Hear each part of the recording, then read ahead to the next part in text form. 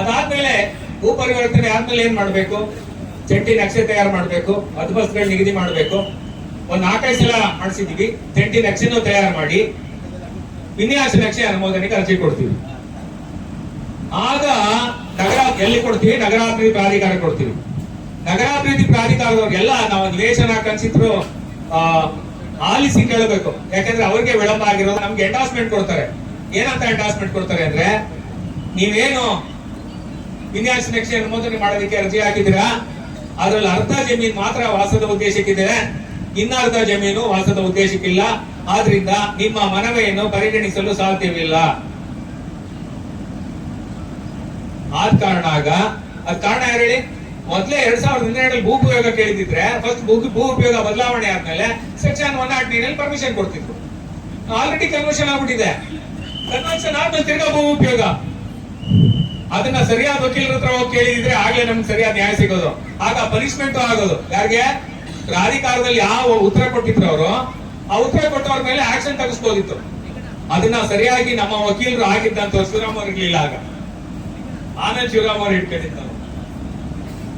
ಅದಾದ ನಂತರ ಹಾಗಂಗ್ ಮಾಡಿದ್ಮೇಲೆ ಮತ್ತೆ ಅದನ್ನ ಪ್ರಶ್ನೆ ಮಾಡಿದ್ವಿ. ಎಲ್ಲಿ? ಉಚ್ಚ ನ್ಯಾಯಾಲಯದಲ್ಲಿ ಪ್ರಶ್ನೆ ಮಾಡಿದ್ವಿ.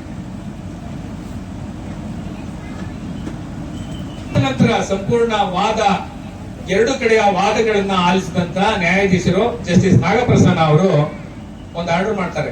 50 ಪೇಜ್ ಆರ್ಡರ್. 50 ಪೇಜ್ ಆರ್ಡರ್ ಅಲ್ಲಿ ಏನ್ ಹೇಳುತ್ತೆ ಅಂತಂದ್ರೆ, ಅದಾಯ್ತದೆ ಭೂ ಉಪಯೋಗ. ಆರ್ಡರ್ ಏನಂತಂದ್ರೆ, ಸಿಡಿಪಿ ಒಳಗಡೆ ಇರಲಿ, ಡೆವಲಪ್ಮೆಂಟ್ ಪ್ಲಾನ್ ಒಳಗಡೆ ಇರಲಿ, ಅಥವಾ city development plan further development ಆಗುವಂತ ಲೋಕಲ್ ಪ್ಲಾನಿಂಗ್ ಏರಿಯಾದಲ್ಲಿ ಇರಲಿ, ಯಾವ ಯಾವ ಜಮೀನುಗಳನ್ನ ಭೂ ಪರಿವರ್ತನೆ ಮಾಡಬೇಕಾದ್ರೆ, ಭೂ ಉಪಯೋಗ ಆಗ್ಬೇಕಾದ್ರೆ ಅದಕ್ಕೆ ಮೊದಲು ಏನ್ ಪ್ರಕ್ರಿಯೆಗಳನ್ನ ಮಾಡಬೇಕು, ಯಾಕೆ ಕಡ್ಡಾಯವಾಗಿ ಭೂ ಉಪಯೋಗ ಬದಲಾವಣೆ ಮಾಡಬೇಕು ಅನ್ನುವಂಥದ್ದನ್ನ ಆ ಸಂಪೂರ್ಣ 50 ಪುಟಗಳ ಆದೇಶದಲ್ಲಿ ಅವರು ಹೊರಡಿಸಿದ್ದಾರೆ. ಈ ಆದೇಶ ರಾಜ್ಯ ಮಟ್ಟದ ಎಲ್ಲಾ ಪತ್ರಿಕೆಗಳಲ್ಲಿ ಮತ್ತೆ ರಾಷ್ಟ್ರ ಮಟ್ಟದ Indian express, times of India ಪತ್ರಿಕೆಗಳಲ್ಲಿ, ದೃಶ್ಯ ಮಾಧ್ಯಮಗಳಲ್ಲಿ ಅವಾಗ ವಿಶೇಷ ಸುದ್ದಿಯಾಗಿ ಪ್ರಕಟಣೆ ಆಯಿತು.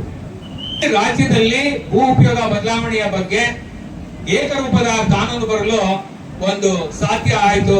ಅದಕ್ಕೆ ಕಾರಣ ಮಾಂಡವ್ಯ ಗೃಹ ನಿರ್ಮಾಣ ಸಹಕಾರ ಸಂಘ ಅಂತ ಹೇಳೋದಕ್ಕೆ ನಮ್ಗೆ ಹೆಮ್ಮೆ ಆಗುತ್ತೆ.